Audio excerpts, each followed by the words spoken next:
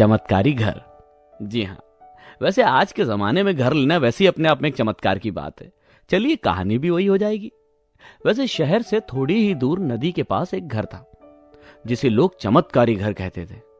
लोगों का मानना था कि उस घर में कोई तो जादुई शक्ति है, इसलिए वह घर चमत्कारी है और उसके अंदर कोई घुस नहीं सकता। जो एक बार घुस गया वो उस घर से बाहर नहीं आ सकता। हाँ, शहर में मनोज नाम का एक बच्चा था। मनोज काफी पढ़ा लिखा था और अंधविश्वास पर भरोसा नहीं करता था। जब मनोज ने लोगों को इस तरह की बातें करते सुना तो मनोज ने उस चमत्कारी घर के बारे में पता लगाने की ठान ली। लेकिन जब भी वह वहां जाने की बात करता, मनोज की मां उसको मना कर देती और गुस्सा होती। एक दिन तो मनोज अपनी मां को कह बैठा, मां, मैं अपने दोस्तों के साथ पिकनिक मनाने जा रहा हूं, शहर से थोड़ा बाहर है, आप अपना ध्यान रखिएगा। ठीक है बेटा, जल्दी वापस आना, फोन करना ना भूलना, ध्यान रखना अपना। मनोज भी खुशी खुशी मां को कहता है, ठीक है मां, थैंक यू सो मच।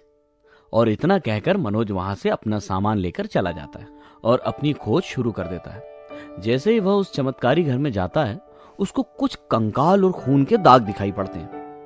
यह सब देखकर मनोज चौंक जाता है। अरे ये क्या है?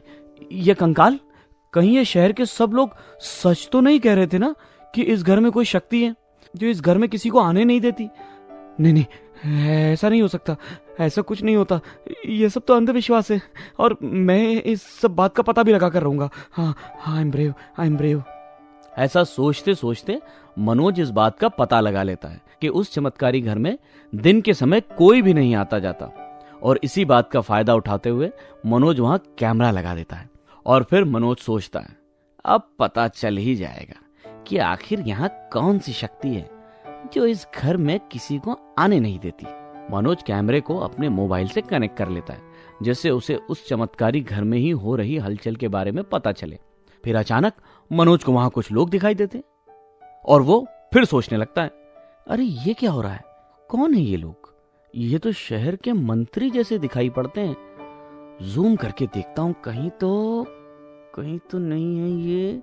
अरे हाँ, ये तो मंत्री जी, मतलब मंत्री जी ने ये सब अफवाह फैलाई है। इतना देखते ही मनोज को सारी कहानी समझ आ जाती है। मंत्री जी वहां चरस, गांजा, ऐसी नशीली चीजों की तस्करी करते थे। मनोज तुरंत पुलिस के पास जाता है और जाते ही इंस्पेक्टर से कह बैठता है, इंस्पेक्टर साहब, मंत्री जी ने भोले भाले लोगों को इस चमत्कारी घर की कहानी बताई और सबको डराया है।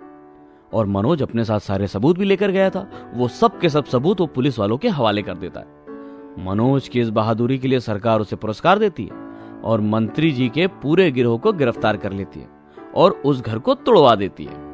मनोज सारे शहर वालों से कहता है कि किसी भी बात की सच्चाई जाने बिना किसी भी बारे में अपनी राय नहीं बनाना चाहिए।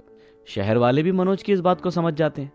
मनोज की माँ भी यह सब देखकर बहुत खुश होती है और मनोज से कहती है, वाह बेटा वाह, तूने तो मेरा नाम रोशन कर दिया बेटा। मनोज भी अपनी माँ का आशीर्वाद लेता है। तो दोस्तों, आज की इस कहानी से क्या सीखने को मिला? अंधविश्वास को सच्चाई नहीं मानना चाहिए, पहले सच्चाई का पता लगाना चाहिए, क्योंकि चमत्कार जैसी कोई चीज नहीं होती। ये सब डराने के तरीके हैं। तो बच्चों, क्या कहते हो भाई? ऐसी नई नई इंटरेस्टिंग कहानी सुनने के लिए और नए नए विषयों पर बातें जानने के लिए जरा कमेंट बॉक्स में कमेंट कर दीजिए।